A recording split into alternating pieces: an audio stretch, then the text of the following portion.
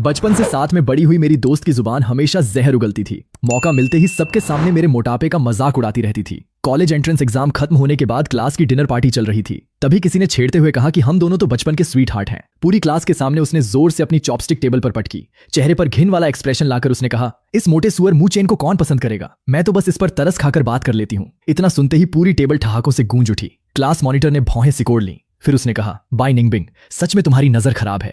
यहाँ किसी के भी फेस फीचर्स मुंह चेन जितने अच्छे नहीं हैं। अगर इसने वजन घटा लिया तो इसके जूते उठाने के भी लायक नहीं रहोगी। एक पल के लिए पूरी टेबल चुप हो गई। फिर पहले से भी ज्यादा जोर से हंसने लगी। किसी ने कहा, क्लास मॉनिटर तू सीरियस है? ये बाय निंगबिंग और भी जोर से हंस पड़ी। उसने मुझे तिरछी नजर से देखते हुए कहा, अगर ये वजन घटाकर भी क्लास के हैंडसम बॉय लिन मो जितना अच्छा नहीं लगा तो मैं बाय निंगबिंग सबके सामने इससे माफी मांगूंगी। लेकिन उसने मुझे ऊपर से नीचे तक देखा और कहा, ये इस जन्म में कभी पतला नहीं हो सकता। इसके बाद फिर से हंसी का दौर शुरू हो गया। टेबल के नीचे लटके मेरे हाथ कसकर मुट्ठी बन चुके थे। 8 साल से जो प्यार मैंने उसके लिए दिल में रखा था वो उसी पल बिखर कर खत्म हो गया। क्लास का हैंडसम बॉय लिन मो सबसे ज्यादा अकड़ के साथ हंसा और जानबूझकर मेरे बाउल में चर्बी वाला मांस डालते हुए उसने कहा, चेन चेन, उदास मत हो, पेट भर जाएगा तो सब भूल जाएगा। तभी किसी और ने कहा, बिल्कुल सही, हमारे चेन चेन को गर्लफ्रेंड की क्या जरूरत? इसके लिए तो ब्रेस्ड पॉर्क ही काफी है। पूरी टेबल एक बार फिर हंसी से फट पड़ी। बाय निंगबिंग भी कुर्सी पर पीछे टिक गई। उसके होंठों पर अब भी ताने वाली मुस्कान थी। वो फोन चलाने में लगी रही, जैसे ये सब उससे जुड़ा ही न हो। क्लास मॉनिटर ने उसे नापसंदगी से देखा लेकिन कुछ नहीं बोला। तभी बाय निंगबिंग के बगल में बैठा लिन मो उसके कान में कुछ फुसफुसाया। उसने सिर झुकाकर हल्का सा हंस दिया। उसकी वो हंसी बहुत धीमी थी लेकिन मुझे साफ सुनाई दे गई। मैंने चॉपस्टिक नीचे रख दी। मैंने कहा, मैं पहले निकल रहा हूं। तुरंत लिन मो ने चिंता दिखाने का नाटक करते हुए कहा, चेन चेन गुस्सा मत हो, हम तो बस मजाक कर रहे थे। मैंने उसकी तरफ देखा तक नहीं। मैं उठा और बाहर निकल गया। जब मैं बाय निंगबिंग के पास से गुजरा तो उसने सिर तक नहीं उठाया। वो अब भी लिन मो से बातें कर रही थी। मैं वहीं रुक गया। आखिर उसने ऊपर देखा। उसकी आंखों में साफ झुंझलाहट थी। उसने कहा, क्या है? मैं उसे देखता रहा। मुझे वो दिन याद आ गया जब मैं 6 साल का था और वो हमारे पड़ोस में रहने आई थी।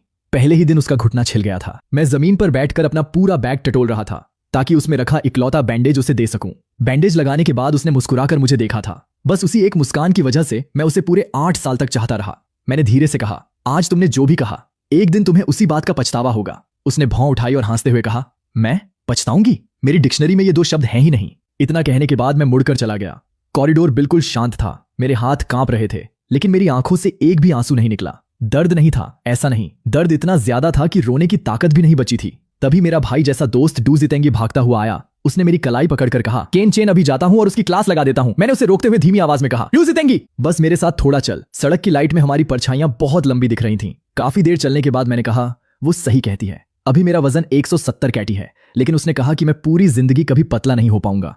अब मैं उसे गलत साबित करके दिखाऊंगा। डू जितेंग ने होंठ भींच लिए। उसने कुछ नहीं कहा, बस मेरे कंधे पर जोर से हाथ रख दिया।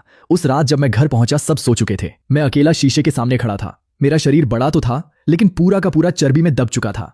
मेरा चेहरा फूले हुए आटे जैसा गोल हो गया था और मेरी ठोड़ी तो गायब ही हो चुकी थी। लेकिन ध्यान से देखने पर पता चला मेरे फेस का शेप बुरा नहीं था। नाक ऊंची थी और आंख के कोने पर छोटा सा तिल था, जैसे किसी ने ब्रश से बना दिया हो। तभी क्लास मॉनिटर की बात फिर कानों में गूंजी, अगर इसने वजन घटा लिया तो इसके जूते उठाने के भी लायक नहीं रहोगी। क्या सच में ऐसा हो सकता है? मुझे नहीं पता था लेकिन उसी रात मैंने 2 फैसले लिए। पहला, वजन घटाऊंगा, टारगेट 130 कैटी। दूसरा, मैंने अपना फोन निकाला और कॉलेज एप्लीकेशन सिस्टम खोल लिया। कर्सर आर्ट डिपार्टमेंट पर जाकर रुक गया। मैं काफी देर तक उसी नाम को देखता रहा। यही वो कॉलेज और यही वो कोर्स था जिसे मैंने और बाय निंगबिंग ने 3 साल पहले साथ चुनने का वादा किया था। लेकिन अब बहुत हो चुका। मैंने बिना सोचे उसे डिलीट कर दिया। फिर सर्च बार में टाइप किया बी यूनिवर्सिटी, जो यहां से पूरे 1200 किलोमीटर दूर थी। मेरी उंगली कंफर्म बटन पर रुक गई। 1 सेकंड, 2 सेकंड और फिर मैंने बिना हिचकिचाए उसे दबा दिया। Submit successful. मैंने फोन बंद किया, लाइट ऑफ की और बिस्तर पर लेट गया, छत को घूरते हुए। उस रात मैं रोया नहीं, उल्टा मेरे दिल को पहली बार एक अजीब सी शांति महसूस हुई। मैंने खुद से कहा, मु चेन, कल से अपनी जिंदगी सिर्फ अपने लिए जीना। अगले दिन सुबह ठीक 5 बजे अलार्म बजा। बाहर अभी उजाला भी नहीं हुआ था। मैंने स्पोर्ट्स शूज पहने और नदी किनारे दौड़ने निकल गया। पहले दिन मैं सिर्फ 2 किलोमीटर ही दौड़ पाया और हालत ऐसी हो गई जैसे जान निकल जाएगी। तीसरे दिन मैंने 3 किलोमीटर पूरे किए। सीढ़ियां चढ़ते वक्त घुटने कांप रहे थे। 5वें दिन 5 किलोमीटर दौड़ने के बाद मुझे उल्टी तक हो गई लेकिन एक भी दिन मैंने हार नहीं मानी। 6ठे दिन की शाम मैं बिल्डिंग के नीचे स्ट्रेचिंग कर रहा था। तभी बाय निंगबिंग अपनी सहेलियों के साथ शॉपिंग करके लौटी। उसके हाथों में कई शॉपिंग बैग थे। उसने मुझे ऊपर से नीचे तक देखा और कहा, इतना पसीना क्यों बहा रखा है? मैंने कोई जवाब नहीं दिया और स्ट्रेचिंग करता रहा। वो दीवार से टिक कर खड़ी हो गई और बोली, क्लास ग्रुप में किसी ने बताया कि तुम वजन घटाने के लिए दौड़ रहे हो। मैं फिर भी चुप रहा। उसने खुद ही आगे कहा, अगर सच में वजन घटाना है तो जिम ज्वाइन करो। सिर्फ दौड़ने से कुछ नहीं होगा। तुम्हारा बेस वेट बहुत ज्यादा है, छोड़ो भी। वैसे 3 सितंबर को रजिस्ट्रेशन है, फ्रेशर्स ग्रुप भी बन चुका है, तुम उसमें जुड़ गए? मेरे हाथ एक पल के लिए रुक गए। उसे लगा मैं अब भी उससे नाराज हूं, लेकिन मैं बिना कुछ बोले उठा और सीधा बिल्डिंग के अंदर चला गया। पीछे से उसने आवाज लगाई, अरे ग्रुप ज्वाइन किया या नहीं?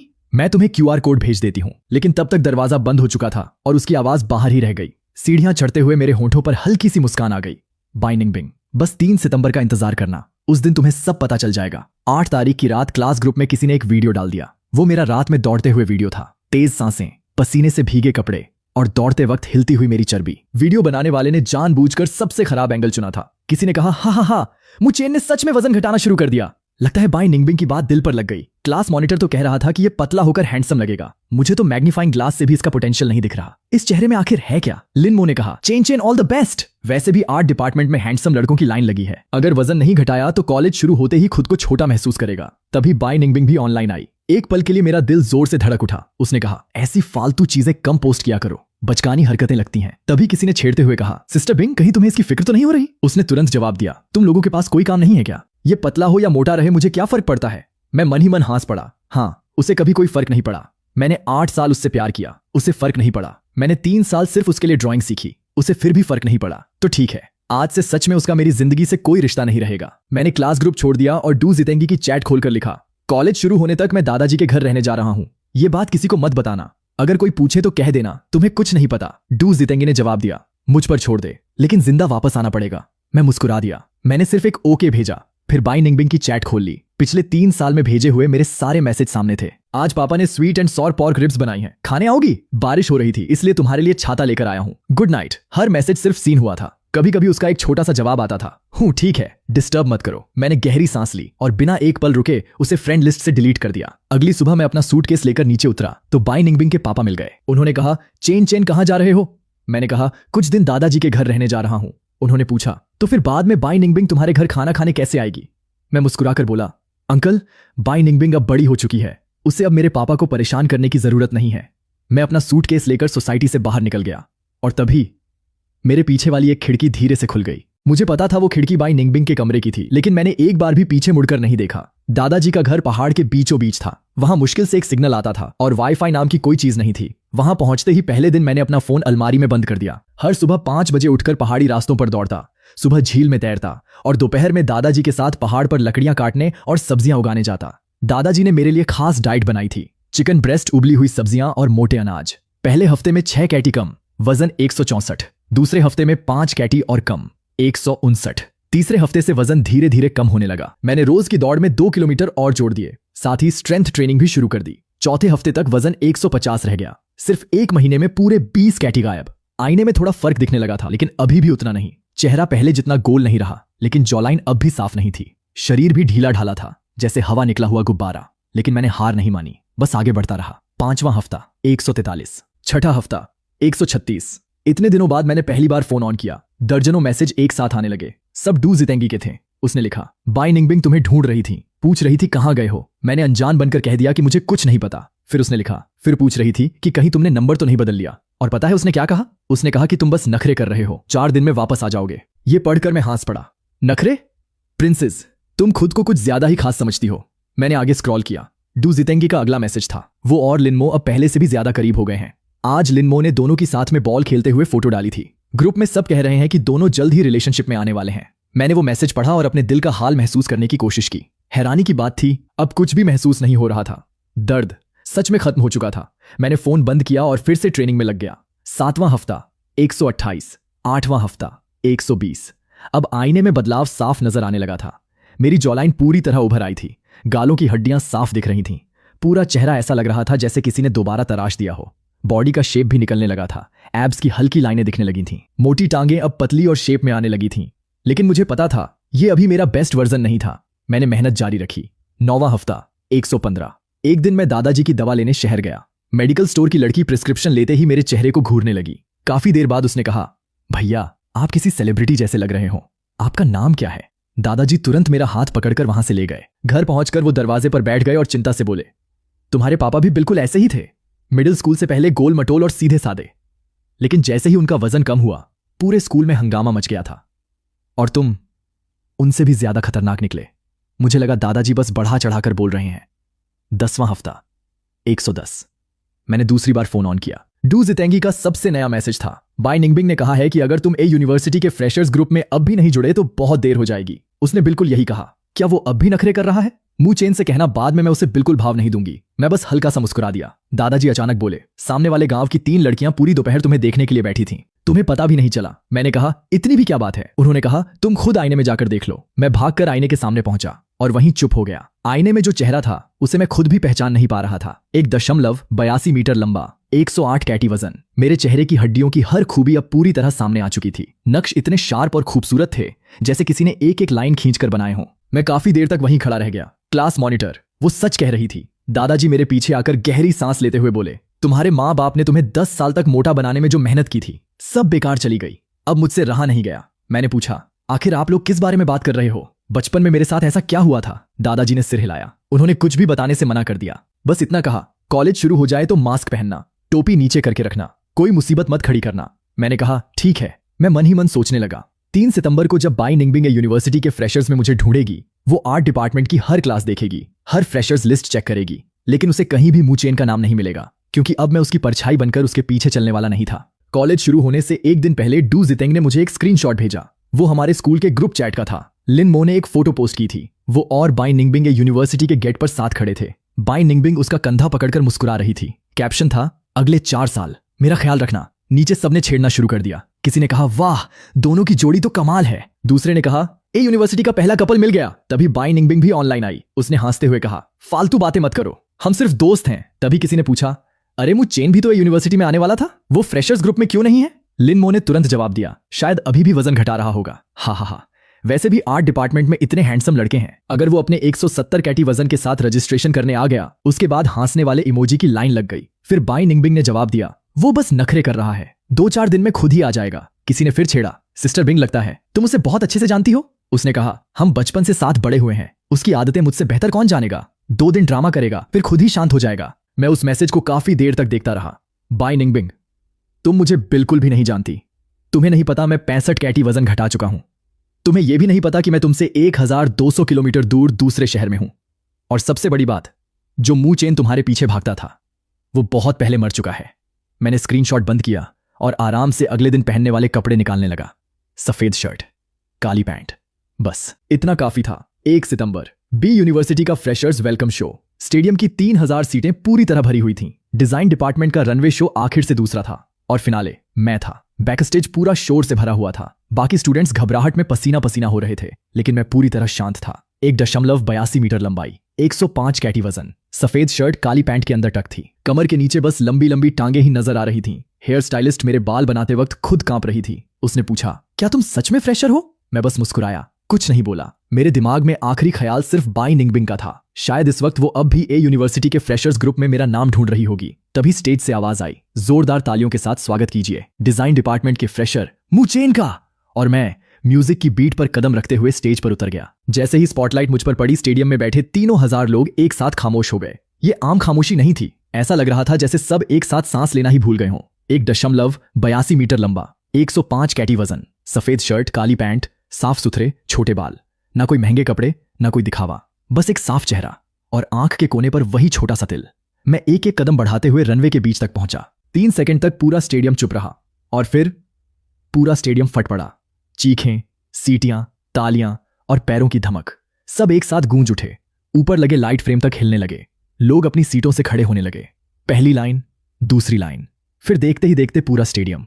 पीछे स्टैंड में लोग कुछ चिल्ला रहे थे, लेकिन वो शोर इतना ज्यादा था कि मुझे कुछ सुनाई ही नहीं दे रहा था। मैं रनवे के आखिर तक पहुंचा। वहां रुककर मैंने हल्का सा सिर तिरछा किया। रोशनी मेरे पूरे शरीर पर पड़ रही थी और मैं मुस्कुरा दिया। कैमरों के शटर ऐसे चल रहे थे जैसे मूसलाधार बारिश हो रही हो। उसी पल मुझे 3 महीने पहले की वो डिनर पार्टी याद आ गई। बाय निंगबिंग ने कहा था, ये इस जन्म में कभी पतला नहीं होगा, और अगर हो भी गया और क्लास के हैंडसम बॉय का आधा भी अच्छा दिखा तो मैं सबसे सामने माफी मांग लूंगी। मैं 3000 लोगों के सामने स्टेज की सबसे चमकदार रोशनी के बीच खड़ा था। बाय निंगबिंग, तुम पर मेरा एक माफीनामा उधार है, लेकिन अब मुझे उसकी जरूरत नहीं रही। शो खत्म होते ही डू जितेंगी के मैसेज बम की तरह आने लगे। उसने लिखा, तेरी फोटो पूरे इंटरनेट पर घूम रही है, अब मुझसे नहीं रुका जा रहा, मैं अभी से क्लास ग्रुप में डाल रहा हूं। मेरे जवाब देने से पहले ही उसने पोस्ट कर दिया। स्क्रीनशॉट में उसका कैप्शन था। उसने पूरे ग्रुप को टैग करके लिखा, बाय निंगबिंग ने कहा था कि अगर मुंह चेन पतला होकर क्लास के हैंडसम बॉय का आधा भी अच्छा दिखा तो वो माफी मांगेगी। आओ जरा देखो, ये आधा तो बनता है या नहीं? उसने स्टेज वाली मेरी फोटो भेजी। सफेद शर्ट, काली पैंट, हल्का सा तिरछा सिर, 1.82 मीटर लंबा मैं। पूरे ग्रुप में तहलका मच गया। मैसेज इतने तेज आने लगे कि स्क्रीन रुक ही नहीं रही थी। किसी ने कहा ये कौन है, दूसरे ने कहा रुको क्या ये मूचेन है, तीसरे ने लिखा फेक है, ये यूनिवर्सिटी का स्टेडियम ही नहीं है, पक्का फोटोशॉप होगा। फिर किसी ने टैग करके लिखा बाय निंगबिंग, बाहर आओ, अब अपनी बात मानोगी या नहीं। उस रात पूरी क्लास उसी फोटो की बातें करती रही और मैं कई महीनों बाद सबसे सुकून की नींद सोया। अगली सुबह बी यूनिवर्सिटी में धूप पेड़ों की पत्तियों से छनकर मेरी टेबल पर पड़ रही थी। मैं आर्किटेक्चर की स्केच बना रहा था। बगल में रखा फोन लगातार वाइब्रेट हो रहा था। हर मैसेज डू जितेंगी का था। उसने लिखा मुचेन तू वायरल हो गया, सच में वायरल, पूरा ग्रुप पागल हो चुका है, मैंने तेरे स्टेज वाला वीडियो भी भेज दिया, अब कोई फोटोशॉप बोलने की हिम्मत नहीं कर रहा। लिनमो पूरे दिन से गायब है, लगता है किसी कोने में बैठकर तुझे कोस रहा होगा। और हां, बाय निंगबिंग, कल रात से अब तक उसने एक शब्द भी नहीं बोला। ऐसा लग रहा है जैसे उसकी आवाज ही चली गई हो। मैंने आखिरी लाइन पढ़ी, कलम का निशान कागज पर बिगड़ गया। मैंने भौहें सिकोड़ लीं, बाय निंगबिंग की वजह से नहीं, बल्कि इसलिए कि मेरी ड्राइंग खराब हो गई थी। मैंने वो कागज मोड़ा, डस्टबिन में फेंका और जवाब दिया ठीक है, अब लाइव कमेंट्री देना बंद कर, मेरी ड्राइंग खराब हो रही है। उधर से सिर्फ 3 डॉट्स वाले मैसेज आ गए, लेकिन मुझे क्या पता था उसी वक्त 1200 किलोमीटर दूर ए यूनिवर्सिटी में बाय निंगबिंग की हालत किसी सजा से कम नहीं थी। उसने पूरी रात आंख तक नहीं झपकाई। उसके फोन पर बार बार वही कुछ सेकंड का वीडियो चल रहा था। स्पॉटलाइट के नीचे सफेद शर्ट और काली पैंट पहने मैं सीधा खड़ा था, इतना शांत जैसे चांद की रोशनी। वीडियो में मैं स्टेज के आगे पहुंचा, हल्का सा सिर तिरछा किया, आंख के कोने वाला तिल रोशनी में चमक उठा और फिर मेरे होंठों पर हल्की सी मुस्कान आ गई। फोन के स्पीकर से आती स्टेडियम की चीखें उसके कानों में गूंज रही थीं। वो बार बार वीडियो देख रही थी। उस चेहरे में पुराने मुंह चेन को ढूंढ रही थी। वो गोल मटोल चेहरा, हमेशा नीचे झुकी हुई नजरें, मेरे पीछे पीछे घूमने वाला डरपोक लड़का जो मच्छर से भी धीमी आवाज में बात करता था। लेकिन उसे कुछ नहीं मिला। वीडियो वाला मैं आत्मविश्वास से भरा, चमकता हुआ और उसके लिए बिल्कुल अनजान था। वो घबराकर क्लास ग्रुप खोल बैठी। पूरा ग्रुप मेरी फोटो से भरा पड़ा था और उसके पुराने मैसेज बार बार स्क्रीनशॉट बनाकर उसके सामने चिपकाए जा रहे थे, जैसे हर स्क्रीनशॉट उसके गाल पर एक जोरदार थप्पड़ हो। स्क्रीनशॉट में लिखा था इस मोटे सुअर मुंह चेन को कौन पसंद करेगा, बाय निंगबिंग, ये इस जन्म में कभी पतला नहीं होगा, बाय निंगबिंग, अगर ये पतला होकर क्लास के हैंडसम बॉय का आधा भी अच्छा दिखा तो मैं सबसे सामने माफी मांगूंगी, बाय निंगबिंग। नीचे कमेंट्स की बाढ़ आ गई। किसी ने लिखा अरे बाय निंगबिंग अब घुटनों पर बैठकर माफी मांगो। दूसरे ने कहा आधा हैंडसम, तुम्हें मैथ्स पीटी टीचर ने पढ़ाई थी क्या, इस चेहरे के सामने तो लिनमो को 20 साल और बनाना पड़ेगा। एक और मैसेज आया, अब समझ आया, असली टैलेंट पहचानने वाली तो क्लास मॉनिटर थी, बाय निंगबिंग, तुम सच में अंधी हो। किसी ने आखिरी चोट मारी, सबसे मजेदार बात तो यह है कि उसने ए यूनिवर्सिटी में एडमिशन ही नहीं लिया और तुम अब तक फ्रेशर्स ग्रुप में उसका इंतजार कर रही हो। बाय निंगबिंग ने गुस्से में फोन बिस्तर पर दे मारा। उसकी सांसें तेज चल रही थीं। ऊपर वाले बेड से उसकी रूममेट ने झांक कर पूछा सिस्टर बिंग तुम ठीक हो, तुम्हारा चेहरा इतना सफेद क्यों पड़ गया है। उसने कोई जवाब नहीं दिया। जैकेट उठाई और हॉस्टल से बाहर भाग गई। ए यूनिवर्सिटी का कैंपस बहुत खूबसूरत था, लेकिन उसे कुछ दिखाई नहीं दे रहा था। उसके दिमाग में सिर्फ एक ही बात थी, मुझे फोन करना। उसने मेरा नंबर मिलाया जो उसे आज भी याद था, लेकिन दूसरी तरफ से आवाज आई आपके द्वारा मिलाया गया नंबर अब सेवा में नहीं है। वो वहीं जम गई। मैंने नंबर बदल लिया, कब, क्यों? उसने झुंझलाकर अपने बाल पकड़ लिए। फिर उसे कुछ याद आया। वो भागकर काउंसलर के ऑफिस पहुंची। बहाना बनाया कि उसे अपने पुराने क्लासमेट की जानकारी देखनी है। काउंसलर ने आर्ट डिपार्टमेंट की फ्रेशर्स लिस्ट उसके हाथ में दे दी। उसने एक एक पेज पलटा, एक एक नाम देखा, लेकिन शुरू से आखिर तक कहीं भी मुंह चेन नहीं था। उसी पल उसे पहली बार एहसास हुआ, ग्रुप में लोगों ने जो कहा था वो मजाक नहीं था।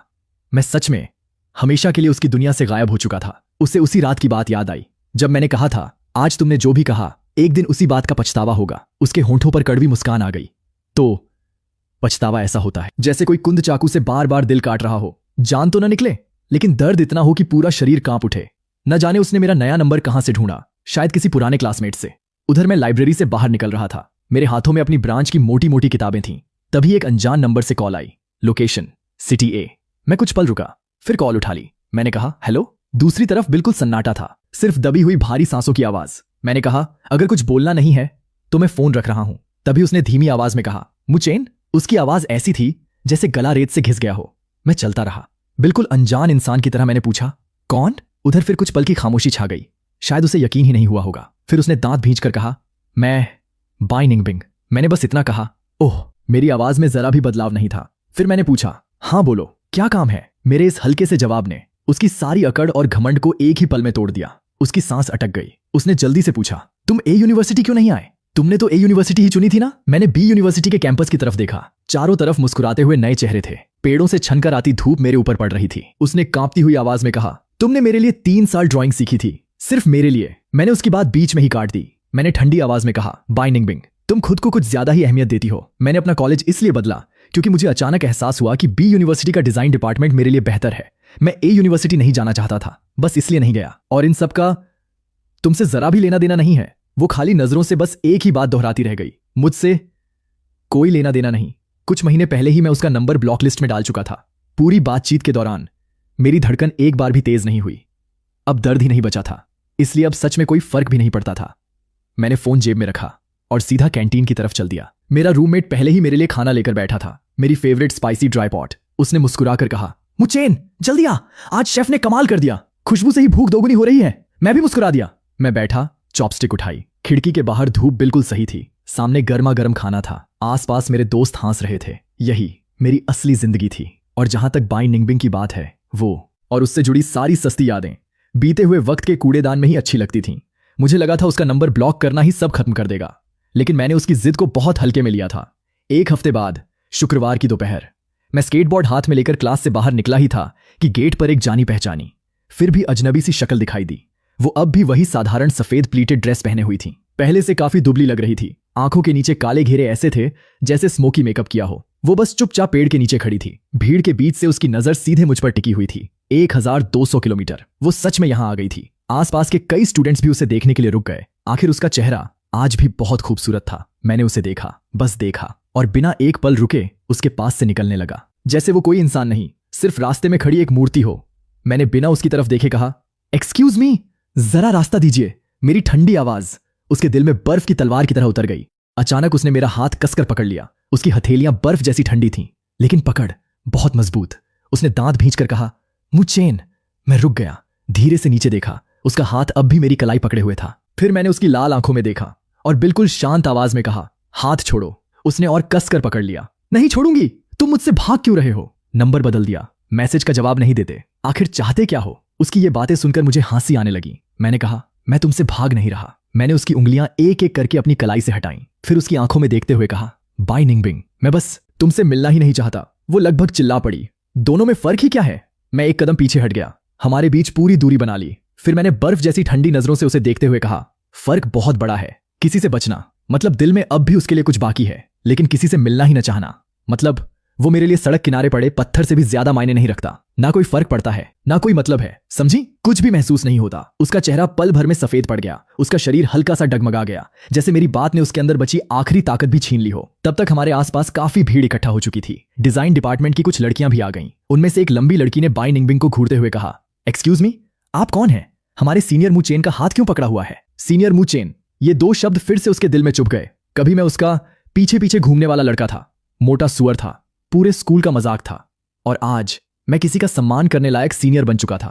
उसने मुट्ठियां भींच लीं, गला भराया। उसने हकलाते हुए कहा, मैं इनकी, लेकिन आगे कुछ बोल ही नहीं पाई। क्या कहती? बचपन का प्यार जिसे उसने खुद सबके सामने ठुकरा दिया था, या वो लड़का जिसकी उसने सबके सामने बेइज्जती की थी? उसके पास मेरे लिए कोई रिश्ता बचा ही नहीं था। मैंने उसकी तरफ से जवाब दिया। मैंने कहा, ये मेरी हाई स्कूल की क्लासमेट हैं, बस एक आम सी क्लासमेट, ज्यादा जान पहचान भी नहीं है। जो कहना है यही कह दीजिए, मुझे जल्दी है। एक आम सी क्लासमेट। ये 4 शब्द उसके सीने पर हथौड़े की तरह गिरे। वो मेरी आंखों में घूरती रही। शायद उसे उम्मीद थी कि उसे मेरे अंदर गुस्सा दिखेगा, नफरत दिखेगी, या थोड़ा सा दर्द, लेकिन उसे कुछ भी नहीं मिला। मेरी आंखें शांत झील जैसी थीं, ना प्यार, ना गुस्सा, ना नफरत। जब प्यार पूरी तरह खत्म हो जाता है तो सिर्फ एक चीज बचती है, बेरुखी। उसकी आवाज कांपने लगी, लग रहा था अभी रो पड़ेगी। उसने कहा, मुचेन, मैं तुमसे माफी मांगने आई हूं, मुझे माफ कर दो। उस दिन पार्टी में मुझे वो सब नहीं कहना चाहिए था। मैं बहुत गलत थी, सॉरी। चारों तरफ सन्नाटा छा गया। सबकी नजर हम दोनों पर थी, लेकिन मेरे दिल में कुछ भी नहीं हुआ, बस थकान महसूस हुई। मैंने सिर हिलाकर कहा, माफी मिल गई। और कुछ? वो हैरानी से मुझे देखने लगी। बस इतना ही? शायद उसे लगा था मैं रो पड़ूंगा या उसे गले लगाकर कहूंगा, कोई बात नहीं, मैंने तुम्हें माफ कर दिया। मैंने उल्टा पूछा, वरना तुम चाहती क्या हो? मैं तुम्हें गले लगाऊं, कहूं सब ठीक है, और ऐसे दिखाऊं जैसे कुछ हुआ ही नहीं? उसने होंठ खोले, लेकिन एक शब्द भी नहीं निकल पाया। मैंने और वक्त बर्बाद नहीं किया, मुड़कर चल दिया। इस बार उसने मुझे रोका नहीं। मैं कुछ कदम ही आगे बढ़ा था कि पीछे से एक जोरदार धमाके की आवाज आई। उसके साथ दर्द से भरी हल्की कराह भी सुनाई दी। मेरे कदम एक पल को रुके, लेकिन मैंने पीछे मुड़कर नहीं देखा। मुझे अंदाजा था उसने गुस्से में पेड़ के तने पर मुक्का मारा होगा, लेकिन अब उससे मेरा कोई रिश्ता नहीं था। मैंने अपनी कलाई की तरफ देखा। जहां उसने पकड़ा था वहां लाल निशान पड़ गए थे। मैंने दूसरे हाथ से उन्हें धीरे धीरे रगड़ा जब तक वो पूरी तरह गायब नहीं हो गए। मैं मन ही मन मुस्कुराया। ठीक मेरे उन 8 साल के प्यार की तरह। पहले दर्द हुआ, फिर निशान पड़े और आखिर में सब कुछ मिट गया। लेकिन बाई निंगबिंग गई नहीं। वो बी यूनिवर्सिटी के गेट पर जड़ पकड़ चुके पेड़ की तरह हर रोज दिखाई देने लगी। कभी कैंटीन के बाहर, कभी लाइब्रेरी की खिड़की के पास, तो कभी उस रास्ते पर जहां से होकर मैं आर्ट स्टूडियो जाता था। अब वो मेरे पास आकर रोकती नहीं थी, बस दूर खड़ी रहती और खुद को तकलीफ देते हुए चुपचाप मुझे देखती रहती। मैं क्लास में जाता तो वो बाहर इंतजार करती रहती। मैं खाने जाता तो वो कैंटीन के बाहर खड़ी रहती। मैं स्टूडियो जाता तो नीचे मेरा इंतजार करती। धीरे धीरे उसकी मौजूदगी पूरे कैंपस का अजीब सा नजारा बन गई। स्कूल फोरम पर तो पोस्ट तक आने लगी, आज भी वो खूबसूरत लड़की सीनियर मू चेन का इंतजार कर रही है क्या। लेकिन मैं उसे हवा की तरह नजरअंदाज करके अपनी जिंदगी जीता रहा। 5वें दिन उसके पास एक और लड़की खड़ी थी, लियू लियान। वही हमारी हाई स्कूल की क्लास मॉनिटर जिसने सबसे मुश्किल वक्त पर मेरा साथ दिया था। मैं स्टूडियो से बाहर निकला। मेरे हाथों पर अब भी ऑयल पेंट के दाग लगे हुए थे। जैसे ही मैंने सिर उठाया मेरी नजर उन दोनों पर पड़ी। बाई निंगबिंग 3 मीटर दूर खड़ी थी। उसका चेहरा इतना उदास था जैसे अभी बारिश शुरू हो जाएगी। लेकिन लियू लियान ने मुझे देखते ही मुस्कुराकर कहा, मू चेन, कितने दिनों बाद मिल रहे हैं। सोचा भी नहीं था कि इतनी जल्दी फिर मुलाकात होगी। मेरी लॉ यूनिवर्सिटी तो तुम्हारी यूनिवर्सिटी के बिल्कुल पास निकली। बाई निंगबिंग ने उसे घूरते हुए पूछा, तुम यहां क्या कर रही हो। लियू लियान ने बस हल्की सी नजर उस पर डाली, अपने गोल्डन फ्रेम वाले चश्मे को ठीक किया और बिल्कुल शांत आवाज में बोली, मेरी यूनिवर्सिटी पास में है, एक पुराने क्लासमेट से मिलने आई हूं। इसमें अजीब क्या है। फिर उसने सीधे बाई निंगबिंग की तरफ देखकर कहा, उल्टा मुझे तुमसे पूछना चाहिए, 1000 किलोमीटर दूर से यहां आकर किसी के कॉलेज के बाहर पत्थर की तरह खड़े रहना, क्या तुम्हें नहीं लगता कि तुम मू चेन की जिंदगी में जरूरत से ज्यादा दखल दे रही हो। बाई निंगबिंग लगभग चिल्ला पड़ी, मैं ऐसा कुछ नहीं कर रही, मैं तो बस। लियू लियान ने फिर उसकी बात काट दी, तुम क्या चाहती हो उससे कोई फर्क नहीं पड़ता, जरूरी यह है कि मू चेन क्या चाहता है। क्या तुमने कभी उससे पूछा। बाई निंगबिंग की मुट्ठियां कस गईं, हाथों की नसें तक उभर आईं। लेकिन मुझे उनके झगड़े में कोई दिलचस्पी नहीं थी। मैं सीधा कॉलेज गेट के बाहर खुली नई मिल्क टी शॉप की तरफ चल दिया। लियू लियान भी मेरे साथ चल दी। एक पल रुकने के बाद बाई निंगबिंग भी पीछे पीछे आ गई। मिल्क टी शॉप का दरवाजा कांच का था। लियू लियान ने बहुत सहजता से मेरे लिए दरवाजा खोला, यहां तक कि उसने ऊपर हाथ रख दिया ताकि मेरा सिर टकराए नहीं। उसने मुस्कुराकर पूछा, आज भी वही शुगर फ्री ऑस्मेंथस लाटे। मैं थोड़ा हैरान रह गया। मैंने कहा, क्लास मॉनिटर, तुम्हें अब भी याद है। वो हंस दी, बिल्कुल, 12वीं में एक बार तुमने मेरा होमवर्क पहुंचाया था, तब मैंने तुम्हें मिल्क टी पिलाई थी। तुमने यही ऑर्डर किया था। तब तुमने कहा था कि तुम्हें इसकी खुशबू बहुत पसंद है। मैं मुस्कुराकर बोला, थैंक यू क्लास मॉनिटर, तुम्हारी मेमोरी सच में कमाल की है। दरवाजे पर खड़ी बाई निंगबिंग का चेहरा पहले हरा पड़ा, फिर सफेद और आखिर में बिल्कुल बुझ गया। Sugar free osmanthus latte. वो इतने साल मेरी पड़ोसी रही, बचपन से साथ बड़ी हुई। उसे बस इतना पता था कि मैं हमेशा कुछ ना कुछ खाता रहता हूं, लेकिन मुझे सच में कौन सा फ्लेवर पसंद है ये उसे कभी पता ही नहीं चला। उसे याद आया उसने मुझे कितनी बार ड्रिंक खरीद कर दी थी, हर बार बर्फ से ठंडी कोला या स्प्राइट, सिर्फ इसलिए क्योंकि उसे वही पसंद थी। और मैंने कभी मना भी नहीं किया, बस चुपचाप ले लेता, बर्फ पिघलने का इंतजार करता, फिर धीरे धीरे पीता। उसे यह तक नहीं पता था कि मुझे आम से बहुत ज्यादा एलर्जी है। एक बार उसके बर्थडे पर उसके पापा मैंगो केक लाए थे। उसने यूं ही एक पीस काटकर मुझे दे दिया। मैंने थोड़ी देर सोचा, फिर खा लिया और उसी रात मुझे अस्पताल जाना पड़ा। अगले दिन मेरा चेहरा पूरा सूज गया था, लेकिन उसने मेरा मजाक उड़ाते हुए पूछा, फिर से चोरी छिपे कुछ खा लिया क्या। आज उसे समझ आया, ऐसी कितनी ही बातें थीं जो वो कभी जान ही नहीं पाई, जिसे वो बचपन का साथ समझती रही। वो असल में सिर्फ उसका हक जताना था और मेरी तरफ से सिर्फ एक तरफा प्यार। मैं हाथ में गर्म मिल्क टी लेकर बाहर निकला, लेकिन बाई निंगबिंग फिर रास्ते में खड़ी हो गई। उसने भारी आवाज में कहा, मू चेन, मुझे तुमसे कुछ कहना है, क्या हम अकेले में बात कर सकते हैं। लियू लियान तुरंत मेरे सामने आकर खड़ी हो गई। उसने भौहें सिकोड़कर कहा, इन्हें तुमसे बात नहीं करनी, इतना भी समझ नहीं आता। बाई निंगबिंग ने कहा, मैंने तुमसे नहीं पूछा। फिर उसने मेरी तरफ देखते हुए कहा, मू चेन, बस 5 मिनट, सिर्फ 5 मिनट दे दो। मैंने उसकी लाल आंखों की तरफ देखा, फिर हाथ में पकड़ी गर्म मिल्क टी देखी और शांत आवाज में कहा, जो कहना है यही कहो। उसने दांत भींच लिए, आसपास खड़े लोगों की तरफ देखा, फिर बोली, इतने लोगों के सामने नहीं। मैंने फिर उसकी बात काट दी, बाई निंगबिंग, अब हमारे बीच ऐसी कोई बात बची ही नहीं जो लोगों के सामने ना कही जा सके, क्योंकि हम सिर्फ हाई स्कूल के क्लासमेट हैं, दोस्त भी नहीं, समझी। उसकी आंखें और लाल हो गईं, आंसू पलकों पर ही रुक गए। मैंने पहली बार बाई निंगबिंग को इतना टूटा हुआ देखा। अगर यह पहले होता तो शायद मेरा दिल टूट जाता, लेकिन अब मेरे अंदर कुछ भी नहीं हिला। उसने भर्राई आवाज में कहा, पहले तुम ऐसे नहीं थे, तुमने कभी मेरे साथ ऐसा बर्ताव नहीं किया। मैंने मिल्क टी का एक घूंट लिया, गर्माहट गले से उतरकर पूरे शरीर में फैल गई। मैंने उसकी तरफ देखते हुए कहा, हां, पहले नहीं था। पहले बर्फ पड़ने वाले दिन मैं तुम्हारे घर के नीचे 2-2 घंटे खड़ा रहता था, सिर्फ तुम्हें गर्म दूध देने के लिए। तुम दूध लेती, मुझे पागल कहती और ऊपर चली जाती। पहले जब तुम दौड़ते वक्त पानी लाना भूल जाती तो मैं आधा स्कूल दौड़कर तुम्हारे लिए ठंडा पानी खरीद कर लाता। तुम बिना मेरी तरफ देखे पूरा पानी पी जाती। खाली बोतल मेरे हाथ में देकर कहती, जाकर फेंक दो। पहले तुम जितनी भी बुरी बातें कहती मैं मुस्कुराकर सुन लेता, फिर रात भर अकेले रोता और अगली सुबह फिर मुस्कुराकर तुम्हारे सामने आ जाता। लेकिन वो पहले की बात थी। मैंने उसकी कांपती हुई आंखों में देखते हुए साफ कहा, लोग बदल जाते हैं बाय निंगबिंग, और मुझे आज जैसा बनाया है वो सिर्फ तुमने बनाया है। वो एक कदम पीछे हट गई, जैसे मेरी बात ने उसके शरीर की सारी ताकत खींच ली हो। मैं बिना उसे दोबारा देखे उसके पास से निकल गया। लियू लियान चुपचाप मेरे साथ चलती रही। थोड़ी दूर जाकर उसने धीरे से पूछा, तुम ठीक हो? मैं दिल से मुस्कुराया। मैंने कहा, मैं बिल्कुल ठीक हूं, सच कहूं पहले से भी ज्यादा। उसने सिर हिलाया और कुछ नहीं पूछा, बस मेरे कदमों की रफ्तार से अपनी चाल मिला ली।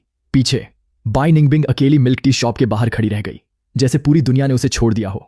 काफी देर तक वो वहीं खड़ी रही। आखिरकार वो बी यूनिवर्सिटी से वापस चली गई। मुझे लगा ये पूरा ड्रामा अब खत्म हो गया, लेकिन एक हफ्ते बाद डू जितेंग ने फिर एक स्क्रीनशॉट भेज दिया। वो बाय निंगबिंग की वीचैट मोमेंट्स का था। बैकग्राउंड में उसके हॉस्टल की स्टडी टेबल थी, उस पर एडवांस मैथ्स की किताब खुली हुई थी और बगल में सिटी ए से सिटी बी का ट्रेन टिकट रखा था। कैप्शन में सिर्फ एक लाइन लिखी थी, मैं हार नहीं मानूंगी। लेकिन असली तमाशा नीचे कमेंट्स में था। लिन मो ने लिखा, ये सब बहुत एडिटेड और फोटोशॉप है, असल में वो इतना अच्छा दिख ही नहीं सकता। लेकिन इस बार उसकी बात पर यकीन करने वाला एक भी इंसान नहीं था। हाँ, क्योंकि तुम्हारे रैंप वॉक का वीडियो तो पूरे कॉलेज में फैल चुका है। उसने कहा, चलती हुई वीडियो को कोई फोटोशॉप कैसे करेगा? जितना वो छुपाने की कोशिश कर रही है उतना ही मामला उल्टा पड़ रहा है। अब ग्रुप में लोग उसी को छोटी सोच वाली और जलने वाली कहकर डांट रहे हैं। फिर उसने कहा, और सुन, एक और बड़ी खबर है, बाय निंगबिंग का भी उससे झगड़ा हो गया लगता है। उसने कहा, सुना है लिन मो ने उसे भी अपने साथ मिलकर ये अफवाह फैलाने को कहा कि तुमने प्लास्टिक सर्जरी करवाई है, लेकिन बाय निंगबिंग ने सीधा उसे वीचैट से ब्लॉक कर दिया। उसने कहा, और धमकी भी दे दी, अगर तुमने मू चेन के बारे में एक शब्द भी और बोला तो ए यूनिवर्सिटी में टिक नहीं पाओगे। डू जितेंग के भेजे हुए सारे मैसेज पढ़कर मुझे बस हंसी आ गई। अब उसे समझ आया। जब मैं आर्ट स्टूडियो से बाहर निकला तब तक पूरी तरह रात हो चुकी थी। कैंपस की पीली स्ट्रीट लाइट्स लोगों की परछाइयों को लंबा खींच रही थीं। स्कूल के गेट तक पहुंचा ही था कि मुझे फिर वही जानी पहचानी शक्ल दिख गई। बाय निंगबिंग फिर से आई थी। इस बार भी वो उसी पेड़ के नीचे खड़ी थी, लेकिन उसके हाथ में एक प्लास्टिक का बैग था। मुझे देखते ही वो जल्दी से मेरे पास आई। उसने घबराते हुए बैग मेरी तरफ बढ़ाया, लेकिन मेरी आंखों में देखने की हिम्मत नहीं जुटा पाई। उसने धीरे से कहा, ये तुम्हारे लिए। मैंने बैग की तरफ देखा। अंदर अच्छी तरह पैक किया हुआ हॉट एंड सॉर नूडल्स का टेक अवे था। साथ में अलग अलग ब्रांड की कई सारी स्पाइसी स्ट्रिप्स भी रखी थीं, सब की सब तीखी। उसने धीमी आवाज में कहा, मैंने डू जितेंगे से पूछा था। फिर उसने कहा, उसने बताया कि अब तुम्हें तीखा खाना बहुत पसंद है। पहले मुझे कभी पता ही नहीं था। मैं बिना कुछ बोले पूरे आधे मिनट तक उस बैग को देखता रहा। इन 8 सालों में मैंने न जाने कितनी बार सोचा था कि काश वो मेरे लिए भी कभी कुछ करे, चाहे बस इतना कि उसे याद रहे मुझे क्या खाना पसंद है, या मेरे बर्थडे पर सिर्फ एक बार कह दे, उसने कहा हैप्पी बर्थडे। लेकिन उसने कभी ऐसा नहीं किया, एक बार भी नहीं। और अब जब उसने किया तब बहुत देर हो चुकी थी। उसकी उम्मीद भरी आंखों के सामने मैंने धीरे से हाथ बढ़ाकर वो बैग ले लिया। मेरे हाथ में बैग आते ही उसकी आंखें चमक उठीं, जैसे अंधेरे में उसे आखिरी तारा मिल गया हो। मैंने उसी के सामने बैग खोला, सबसे क्लासिक वेलोंग स्पाइसी स्ट्रिप्स का पैकेट निकाला, उसे फाड़ा, एक बाइट ली और आराम से खाने लगा। बहुत तीखी लेकिन उतनी ही स्वादिष्ट। फिर मैंने उसकी तरफ देखा। उसकी आंखों में अभी भी उम्मीद बाकी थी। मैंने बिल्कुल शांत आवाज में कहा, बाय निंगबिंग, चाहे ये स्पाइसी स्ट्रिप्स हो या तुम्हारा आई एम सॉरी, अब इनसे कुछ भी नहीं बदलने वाला। मैंने कहा, क्या तुम्हें सच में लगता है कि मैंने तुम्हें इसलिए छोड़ा क्योंकि तुमने मुझे कभी स्पाइसी स्ट्रिप्स नहीं खिलाई, या इसलिए क्योंकि तुम्हें यह भी नहीं पता था कि मुझे क्या खाना पसंद है? मेरी बातें सुनते सुनते उसके चेहरे की सारी चमक धीरे धीरे गायब होने लगी। मैंने कहा, नहीं, मैं तुम्हें इसलिए छोड़कर गया क्योंकि तुम्हारी नजरों में मैं मू चेन कभी इतना भी जरूरी नहीं था कि तुम मेरे बारे में थोड़ा सा भी सोचो। मैंने कहा, तुम्हें यह तक नहीं पता था कि मैंने ड्राइंग तुम्हारे लिए नहीं सीखी थी। मेरे पापा एक पेंटर थे, वो मेरे लिए बस यही एक चीज छोड़कर गए थे। मैंने कहा, जब मैंने तुम्हें यह बताया था तब तुमने सिर्फ हंसकर कहा था। उसने कहा, तुम पेंटर बनोगे? मेरे हर शब्द के साथ उसका चेहरा और भी सफेद पड़ता जा रहा था। जिन बातों को उसने कभी नजरअंदाज किया, जिनका मजाक उड़ाया और जिन्हें वो भूल गई थी, आज वही यादें उसके दिल को चाकू की तरह काट रही थीं। मैंने कहा, तुम्हें मेरे बारे में कुछ भी नहीं पता था, तुम्हें बस मेरा वजन उड़ाना आता था। जब भी मैं तुम्हारे लिए अच्छा बनने की कोशिश करता, उसने कहा, मुझे परेशान मत करो। मैंने कहा, तुम्हें बस सबके सामने मुझे नीचा दिखाना आता था ताकि तुम खुद को सबसे बेहतर साबित कर सको। और अब जब मैंने वजन कम कर लिया, अच्छा दिखने लगा, तुम्हारी पसंद जैसा बन गया और पूरी दुनिया मेरी तारीफ कर रही है, तब तुम मेरे पीछे भागती हुई चली आई। मैं उसकी तरफ देखकर हल्का सा मुस्कुराया, लेकिन उस मुस्कान में जरा भी खुशी नहीं थी, सिर्फ दर्द और तंज था। मैंने कहा, बाय निंगबिंग, एक सवाल पूछूं? अगर मैंने वजन कम ही नहीं किया होता, अगर आज भी मैं वही 170 कैटी वाला मोटा सा मुंह चेन होता, तो क्या तुम आज यहां खड़ी होती? क्या तुम 1000 किलोमीटर का सफर तय करके सिर्फ मुझे सॉरी बोलने आती? उसने मुंह खोला, गला हिला, लेकिन आवाज नहीं निकली, क्योंकि जवाब हम दोनों जानते थे, वो कभी नहीं आती। अगर मैं आज भी वही मोटा मुंह चेन होता तो इस वक्त शायद वो ए यूनिवर्सिटी में लिन मो के साथ सबकी तारीफें बटोर रही होती। और अगर कभी उसे मेरी याद भी आती तो बस एक ही बात कहती। उसने कहा, वो मोटा सुअर। मैंने अधूरी स्पाइसी स्ट्रिप्स का पैकेट बड़ी संभाल कर मोड़ा और अपने बैग में रख लिया। फिर मैंने कहा, असल में तुम्हें कभी मैं पसंद था ही नहीं। तुम बस ये मान नहीं पा रही हो कि जो इंसान 8 साल तक तुम्हारे पीछे परछाई की तरह चलता रहा वो अचानक चला गया, जिसे तुमने पुराने जूतों की तरह फेंक दिया था। आज वही किसी और के लिए सबसे कीमती बन गया। तुम मुझसे प्यार नहीं करती, तुम बस अपनी खोई हुई अहमियत और कंट्रोल का दुख मना रही हो। तुम्हारा सॉरी, तुम्हारी ये सारी कोशिशें, ये सब सिर्फ तुम्हारी अपनी जिद को सुकून देने के लिए हैं। उसके हाथ बुरी तरह कांपने लगे, आंखें इतनी लाल हो गईं जैसे अभी खून के आंसू निकल पड़ेंगे। उसने घबरा कर कहा, नहीं मुचेन, ऐसा नहीं है। वो खुद को समझाने की कोशिश करती रही, लेकिन उसके पास कहने के लिए एक भी मजबूत बात नहीं बची थी। मैंने बिना उसकी तरफ देखे कहा, घर वापस जाओ, बाय निंगबिंग। मैं मुड़कर कैंपस की तरफ चल पड़ा। मैंने कहा, आज के बाद फिर कभी मत आना। हम दोनों के बीच सब बहुत पहले खत्म हो चुका है। इस बार वो मेरे पीछे नहीं आई। मैं हॉस्टल तक पहुंच गया, लेकिन पीछे से एक भी कदमों की आवाज नहीं सुनाई दी। उस रात मैंने वही हॉट एंड सॉर नूडल्स गर्म किए और अपने रूममेट्स के साथ मिलकर खाए। बहुत तीखे थे, लेकिन मजा भी उतना ही आया। बस खाने के बाद पेट में थोड़ी जलन होने लगी। शायद काफी समय से इतना तीखा नहीं खाया था, इसलिए आदत छूट गई थी। मैं मन ही मन मुस्कुराया। 8 साल देर से आई बाई निंगबिंग की परवाह भी बिल्कुल ऐसी ही थी। अब उसे अपनाने की आदत मुझ में नहीं बची थी। उस दिन के बाद बाई निंगबिंग सच में फिर कभी नहीं आई। बी यूनिवर्सिटी की जिंदगी जैसे फास्ट फॉरवर्ड पर चल पड़ी। ब्रश, किताबें और पढ़ाई के बीच वक्त उड़ता चला गया। अक्टूबर, नवंबर, दिसंबर, पतझड़ खत्म हुआ, सर्दियां आ गईं। मेरी जिंदगी अब शांत, सुकून भरी और लगातार आगे बढ़ रही थी। मेरे मेजर सब्जेक्ट्स में मैं पूरे डिपार्टमेंट में पहले नंबर पर रहा। मेरी ऑयल पेंटिंग निर्वाणा प्रांतीय यंग आर्टिस्ट एग्जीबिशन के लिए चुनी गई। उस पेंटिंग में आग के बीच एक लड़का भारी खोल तोड़कर बाहर निकल रहा था और तितली की तरह नई जिंदगी पा रहा था। टीचर्स मुझे बहुत पसंद करने लगे, क्लासमेट्स भी। लियू लियान तो लगभग हर हफ्ते पड़ोसी यूनिवर्सिटी से मुझसे मिलने आ जाती थी, कभी लाइब्रेरी चलने के लिए, कभी साथ खाना खाने के लिए और कभी सिर्फ मेरे लिए गर्म ड्रिंक लेकर। फिर दोनों बैठकर ढेर सारी बातें करते। वो बहुत समझदार थी, उसे लोगों की लिमिट्स का पूरा एहसास था। उसने कभी मेरे बीते हुए कल के बारे में सवाल नहीं किए, ना ही मुझ पर किसी तरह का दबाव डाला। उसके साथ वक्त बिताना ठंडी सर्दियों की धूप जैसा लगता था, गर्म, आरामदायक और सुकून देने वाला। एक दिन डू जितेंग ने वीचैट पर मैसेज भेजा। उसने कहा, भाई, क्लास मॉनिटर को पक्का तुम पर क्रश है, मौका हाथ से मत जाने देना, ऐसी लड़की बार बार नहीं मिलती। मैं मुस्कुराया और जवाब टाइप किया। मैंने कहा, फिलहाल मेरा पूरा ध्यान सिर्फ अपने करियर पर है, अभी रिलेशनशिप के बारे में नहीं सोच रहा। उसने निराश वाला इमोजी भेजा। फिर कहा, तो कब सोचोगे? कहीं ऐसा ना हो कि तब तक कोई और उसे ले जाए। मैंने जवाब दिया, जो होना होगा अपने वक्त पर होगा। फोन नीचे रखकर मैं खिड़की के बाहर गिरती बर्फ देखने लगा। मेरा दिल पूरी तरह शांत था। अब मुझे अपनी कीमत साबित करने के लिए किसी और की जरूरत नहीं थी। मेरे लिए प्यार जिंदगी की खुशी बढ़ाने वाली चीज है, जिंदगी बचाने का सहारा नहीं। मिले तो खुशी से अपनाऊंगा, ना मिले तो अकेले भी बहुत अच्छी जिंदगी जी सकता हूं। दिसंबर के आखिर में फाइनल एग्जाम्स शुरू हो गए। पूरी बी यूनिवर्सिटी पढ़ाई में डूबी हुई थी। हर कोई किताबों में सिर गड़ाए घूम रहा था। इसी बीच अचानक डू जितेंगी का वॉइस मैसेज आया। उसकी आवाज इतनी उत्साहित थी कि लगभग फट गई। उसने कहा, मुचेन, तुम्हें पता है बाई निंगबिंग के साथ क्या हो गया? उस वक्त मैं अपने कंप्यूटर पर बैठा थीसिस खत्म करने में लगा हुआ था। अब वीडियो यहाँ तक देख ही लिया है तो सब्सक्राइब भी कर लो, और हाँ, अगर चाहते हो कि मैं इस सीरीज को आगे भी कंटिन्यू करूँ तो कमेंट करके हाइप करना मत भूलना। मिलते हैं अगले वीडियो में, बाय।